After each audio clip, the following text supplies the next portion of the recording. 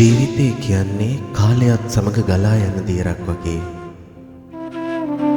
සෑම මොහොතකම ඒකේ වටිනාකම තේරුම් ගන්න, සතුට සොයා ගන්න, පාඩම් ඉගෙන ගන්න, අලුත් ආරම්භවලට කැමැත්තෙන් මුහුණ දෙන්න, දුකක් ආවොත් එය ජීවිතේ කොටසක් කියලා පිළිගන්න, සතුට ලැබුණොත් ඒ මොහොත සංසුන්ව ජීවත් වෙන්න, බලාපොරොත්තු, ආශාවන්, හීන සහ ආදරය එක්ක තමයි සෑම ජීවිතයක්ම ලස්සන වෙන්නේ.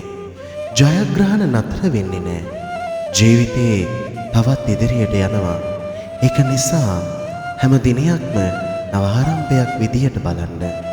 ජීවිතේ ආදරයෙන්, විශ්වාසයෙන්, ස්තුතියෙන් ජීවත් වෙන්න.